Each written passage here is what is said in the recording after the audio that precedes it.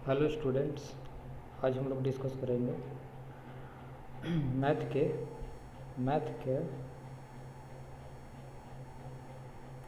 के chapter 7 and unit 7 के बारे में, जिसका नाम है निर्देशांक ज्यामिति। निर्देशांक ज्यामिति ये क्लास 10 के लिए है, क्लास 10।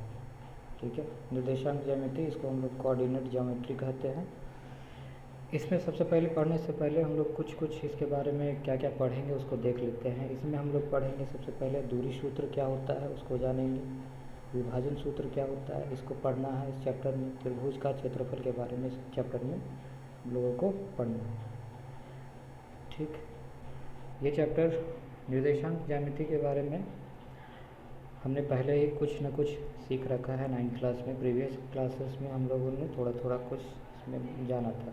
ठीक है, तो सबसे पहले हम क्या करते हैं, उन सब चीज़ों को एक बार रिवाइज कर लेते हैं कि पहले हम क्या क्या निर्देशांक ज्यामिति के बारे में जानते हैं। जैसे हमें पता है, निर्देशांक ज्यामिति में हम लोगों ने पढ़ा है कि कोई कार्तीय तल, जैसे कि ये मेरा पेज हो गया, एक तरह से कार्तीय तल इसको बोलेंगे। और ये लाइन जो होगा, ठीक, ये लाइन एक्स एक्सिस कहलाता है। एक्स अक्ष इसको बोल सकते हैं हम लोग, एक्स अक्ष। और ये इस लाइन को हम लोग कहते हैं वाई अक्ष। इसको एक और नाम से जाना जाता है एक्स निर्देशांक या फिर भुज। इस लाइन को एक्स निर्देशांक या फिर भुज कहते हैं। ठीक है, उसके बाद वाई अक्ष को वाई निर्देशांक या कोटि के नाम से जानते हैं। ये वाला जो लाइन होता है, ये लाइन ऊर्ध्वाधर जो रेखा है, और ये एक क्षैतिज रेखा हो गया। ऊर्ध्वाधर रेखा को हम लोग वाई अक्ष के नाम से जानेंगे, और इसका अलग नाम अगर देखेंगे तो वाई निर्देशांक या इसको कोटि कहा जाता है। ये दोनों रेखाएं आपस में जिस बिंदु पर मिलती है, जैसे कि यहाँ पर मिल रहा है, तो इस बिंदु को हम लोग O से डिनोट करेंगे, O लिखेंगे। और O का निर्देशांक हम लोग लिखते हैं 0 0। O का एक तरह से हम वैल्यू बोल सकते हैं, O का वैल्यू होता है 0 0। इसको हम लोग मूल बिंदु के नाम से जानते हैं। ठीक, ये सब कुछ हम लोगों ने पढ़ रखा है। जैसे कि एक बार फिर से यहाँ पर देख लेंगे कि एक्स निर्देशांक को भुज के नाम से जाना जाता है, वाई निर्देशांक को कोटि के नाम से जाना जाता है। एक्स निर्देशांक यानी जो क्षैतिज रेखा होती है इस तरह से, इसको हम लोग एक्स निर्देशांक या एक्स अक्ष कहते हैं, एक्स अक्ष कह देते हैं। और जो ऊर्ध्वाधर रेखा यानी ऐसे होती है, इस प्रकार की रेखा, इसको हम लोग वाई अक्ष कह देते हैं। और वाई अक्ष यानी वाई निर्देशांक, और वाई निर्देशांक को कोटि के नाम से जाना जाता है। ठीक है, नेक्स्ट। अब आते हैं हम लोग अपने पेज पर। ठीक है, यहाँ पर ध्यान दीजिएगा। यहाँ पर फर्स्ट लाइन क्या बोल रहा है, फर्स्ट लाइन बोला है कि दो बिंदु, एक बिंदु है P x1 y1, दूसरा बिंदु है Q x2 y2 के बीच की दूरी निकालने के लिए एक सूत्र हम लोग पढ़ेंगे अभी, x2 माइनस x1 का स्क्वायर उसे प्लस y2 माइनस y1 का स्क्वायर, इसका रूट। ठीक, उसी तरह से दूसरा पॉइंट कहता है किसी बिंदु P x y का मूल बिंदु अभी बताया गया कि मूल बिंदु क्या होता है, 0 0। ठीक, से दूरी x स्क्वायर y स्क्वायर होती है। ठीक है,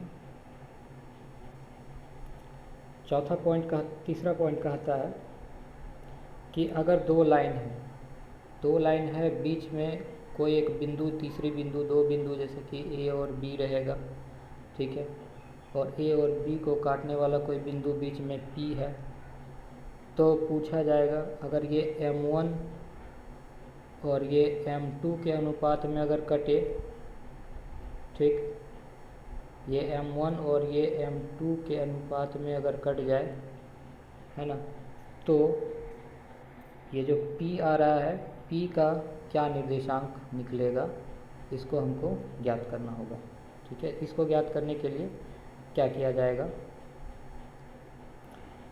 लिखा हुआ है उस बिंदु P का निर्देशांक ज्ञात करने के लिए हम लोगों के पास एक सूत्र मिलेगा, M1 x2 plus M2 x1 बटा M1 प्लस M2, उसी तरह से M1 y2 plus M2 y1 बटा M1 प्लस M2, ये सूत्र है जिससे हम लोग ज्ञात करेंगे।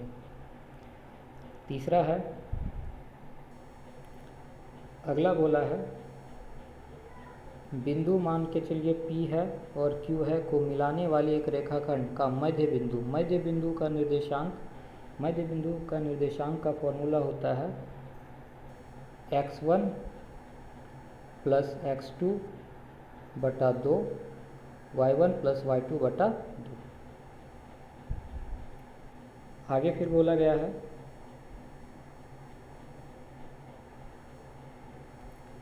आगे फिर कहता है कि शीर्ष अगर त्रिभुज बना रहा है, इस तरह से कोई एक त्रिभुज है, ठीक है, ए बी और सी, ये त्रिभुज बन रहा है। त्रिभुज के निर्देशांक मान के चलिए ए का दिया हुआ x1 x2, बी का दिया हुआ x2 x1 y1, बी का दिया हुआ x2 y2, सी का दिया हुआ x3 y3 से एक त्रिभुज बन रहा है। तो त्रिभुज का क्षेत्रफल ज्ञात करने का क्या तरीका होता है, क्षेत्रफल ज्ञात करने का फॉर्मूला होता है 1/2 x1 ब्रैकेट में y2 minus y1 plus x2 bracket में y3 माइनस y1 प्लस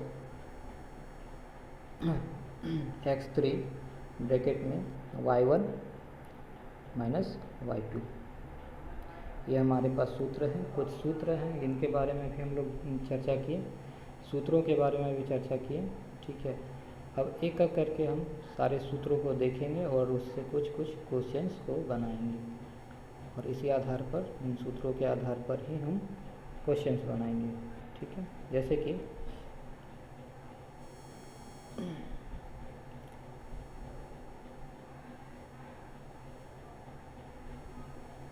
जैसे कि सबसे पहले हम लोगों ने देखा दूरी सूत्र। दूरी सूत्र क्या होता है, दूरी सूत्र जैसे कि दो बिंदुएं हैं P और Q, P का निर्देशांक दिया हुआ x1 y1, Q का निर्देशांक दिया हुआ x2 y2, ठीक है।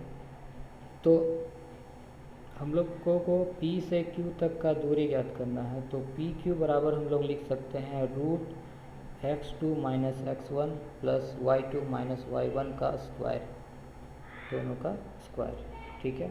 अब इससे हम एक क्वेश्चन बनाते हैं जिस आधार पर आपको समझ में आएगा कि कैसे होता है।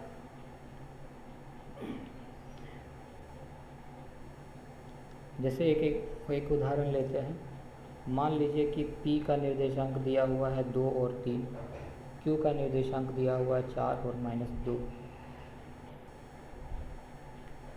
तो दूरी सूत्र में हम लोगों ने देखा कि हमको x2 x1 y2 y1 का ज़रूरत पड़ेगा, तो हम यहाँ से निकाल लेंगे, ठीक। यहाँ ध्यान देंगे x1 y1 का वैल्यू, यहाँ पर P का निर्देशांक 2 और 3 दिया हुआ है, तो 2 हो जाएगा x1 में और 3 हो जाएगा y1 में। उसी तरह से Q का निर्देशांक दिया हुआ है 4 और -2, तो x2 का वैल्यू हो जाएगा -4 और y2 का वैल्यू हो जाएगा -2। ये पहले हमको लिख लेना होगा, लिखने के बाद बनाने से ज़्यादा बढ़िया रहता है। तो इसलिए हम लोग लिख लिए कि x1 का वैल्यू कितना आया, y1 का वैल्यू कितना आया, x2 का वैल्यू कितना आया और y2 का वैल्यू कितना आया। अभी P से Q तक की दूरी निकालते हैं। तो सबसे पहले हमको जो सूत्र पता था हमने सूत्र को लिख दिया कि पी क्यू बराबर होता है, दूरी सूत्र का प्रयोग करेंगे, पी क्यू बराबर x2 माइनस x1 का स्क्वायर y2 माइनस y1 का स्क्वायर। ठीक है, अब x2 का वैल्यू दिया हुआ था 4, x1 का वैल्यू दिया हुआ था 2, तो 4 माइनस 2 हो गया। उसी तरह से y2 का वैल्यू दिया हुआ था -2, और ये माइनस है तो इसलिए यहाँ पर माइनस, और y1 का वैल्यू दिया हुआ था 3। यहाँ पर 4 और 2, 4 में 2 हो जाएगा तो बचेगा 2, 2 का स्क्वायर कर देंगे, 2 का स्क्वायर कर देंगे तो आ जाएगा 4। उसी तरह से -2 -3 करेंगे तो आएगा -5, और -5 का स्क्वायर किया जाएगा तो आएगा 25। दोनों को ऐड करेंगे आ जाएगा √29, और इसमें सेंटीमीटर मीटर नहीं है इसलिए हम इसको लिख देंगे मात्रक। √29 मात्रक इसका क्या हो जाएगा, आंसर हो जाएगा।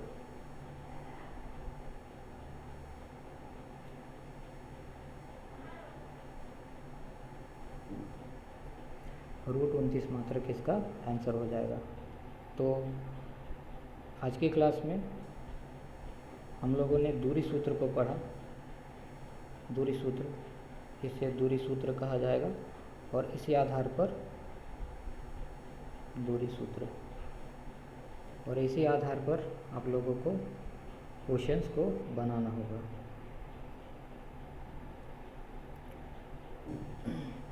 एक क्वेश्चन आप लोगों को हम दे देते हैं।